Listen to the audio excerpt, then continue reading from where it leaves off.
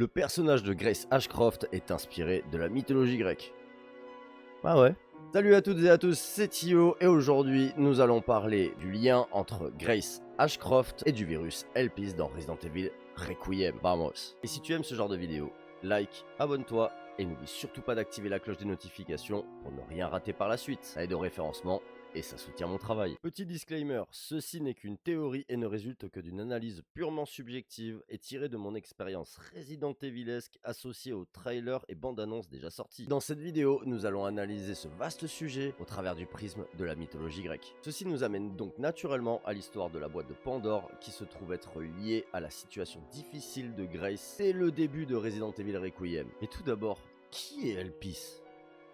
Elpis était la déesse grecque qui symbolisait l'espoir pour un avenir meilleur, réconforter les désespérés et renforcer leur détermination dans les moments les plus difficiles en plus de guérir les malades. Et elle était le seul esprit resté dans la boîte offerte avec Pandore par Zeus à Épiméthée, ayant pour but de répandre les maladies sur l'humanité après son ouverture pour se venger de la faiblesse humaine. Seulement, cette boîte ne devait jamais être ouverte. Cependant, à chaque fois que Pandore regardait la boîte, sa curiosité l'a dévorée. Elle finit par ouvrir celle-ci et en déversa toutes sortes de maux, maladies, famines, tous les tourments que Zeus déchaînerait sur l'humanité. Il ne restait plus qu'Elpis, le mot grec pour espoir, personnifié comme une déesse de faible rang, endormie au fond de ce réceptacle. Mais alors, quel rapport avec Grace Ashcroft ? Depuis la première bande-annonce de Resident Evil Requiem, nombreux sont ceux qui se sont demandé pourquoi l'agent DMC ordonnerait à Grace d'enquêter sur une affaire concernant le meurtre de sa mère Alyssa Ashcroft, datant de 2018. Cela constituerait un conflit d'intérêts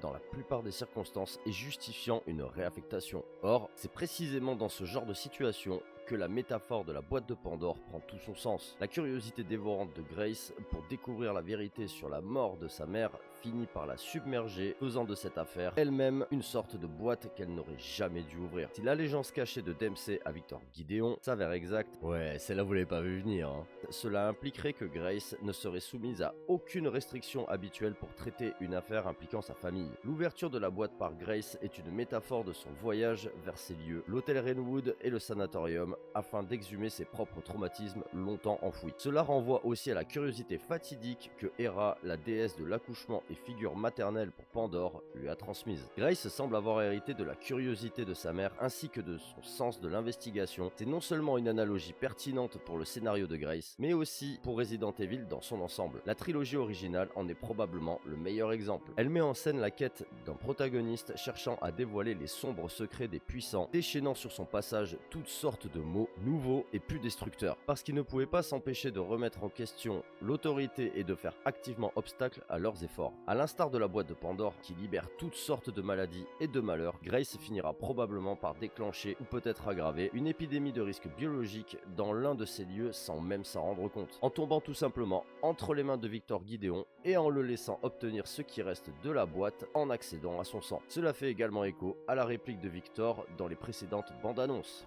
Through you, Elpis can finally be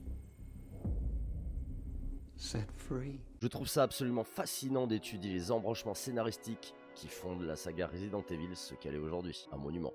Et toi, dis-moi en commentaire ce que tu penses du rapprochement entre la mythologie et les inspirations de cette licence d'anthologie. Et quelle serait ta théorie à ce sujet ? Merci d'avoir regardé cette vidéo jusqu'au bout. Sur ce, c'était Tio, hasta luego todos.